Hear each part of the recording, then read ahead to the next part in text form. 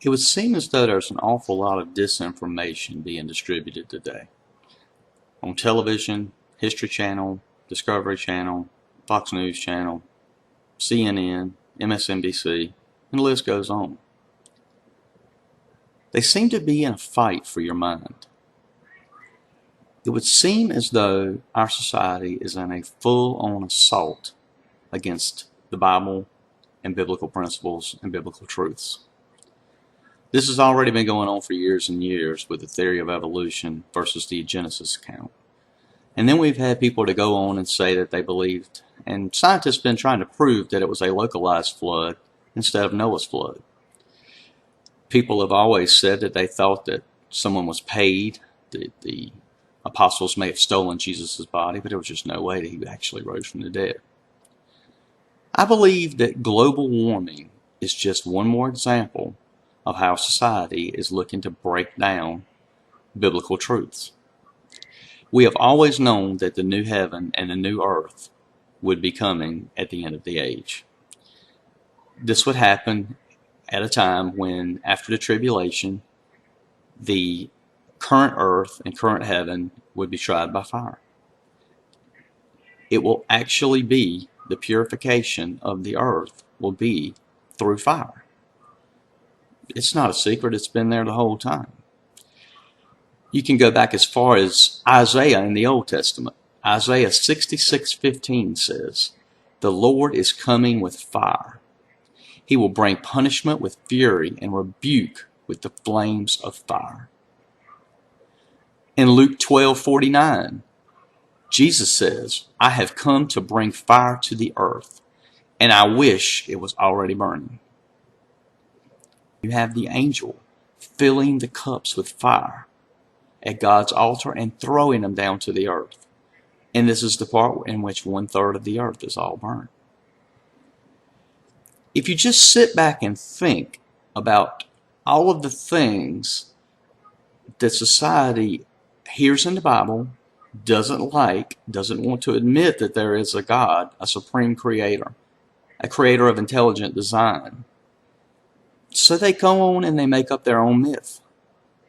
And they try to follow it. And they try to get other people to follow it. But the day of the Lord will come like a thief. The heavens will disappear with a roar. The elements will be destroyed by fire. And the earth and everything done in it will be laid bare. Since everything will be destroyed in this way, what kind of people ought you to be?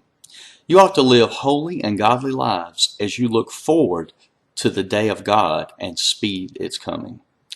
That day will bring about the destruction of the heavens by fire, and the elements will melt in the heat. Okay, now this is very compelling, and probably one of the best verses that I can come up with that makes a really, really good argument for why people want to come up with global warming, because they already have to be in opposition to what God is going to accomplish. And they always have been. But I was recently doing a Bible study, and I came across a pulpit commentary and the amplified versions of these verses. We'll start with the pulpit commentary. According to the pulpit commentary, the usage of a present participle here in verse 11 would lead us to believe that this is already taking place. And this is actually acknowledged in the Amplified Version. We'll read it. "But the day of the Lord will come like a thief, and then the heavens will pass away with a thunderous crash, and the elements will be dissolved with fire, and the earth and the works that are upon it will be burned up. Since all these things are in the process of being dissolved, what kind of person ought you to be in the meanwhile?" Already in the process of being dissolved. You see, we already know that we're living in the end times. You already have people who are non-Christians pointing to some UFOs, alien saviors, Mayan calendars. You already have all these things going on because people, in their hearts, they know something big's coming. You know, it's very arrogant for man to think that he is capable of damaging something that God created. And they're playing into this myth that possibly the earth was created to last forever, which it's not in its current form, and that man is somehow large enough to damage something built by an intelligent designer such as God to last forever. And it's arrogance. The earth will be burned up, and there's absolutely nothing anybody can do about it. But it's not going to have anything to do with man and its consumption on this planet. For man has no power over God and anything that God has created. People just simply do not want to believe that God is in charge and that they have to be accountable to this God. There are decisions that they're going to have to make based on the existence of God, His Son Jesus, and how you live your lives and what you accept and what you do makes a difference. It matters.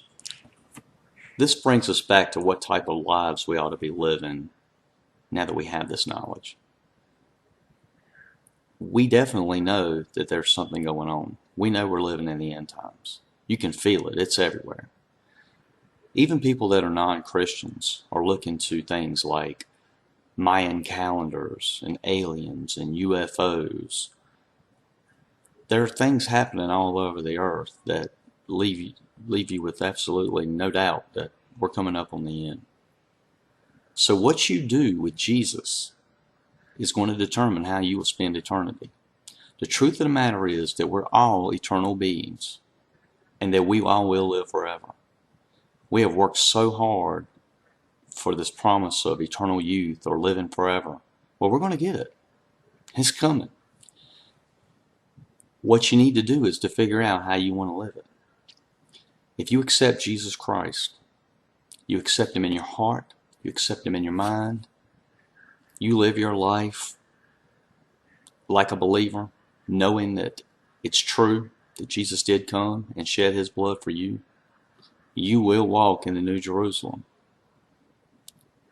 You turn your back on Jesus, you just keep putting Jesus to the side. Don't worry about Jesus. You'll get to that someday.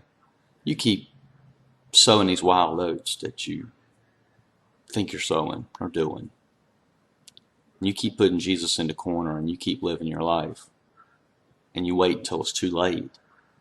And what you'll have is eternal separation from God. That would be called the lake of fire. You do not want to go to the lake of fire.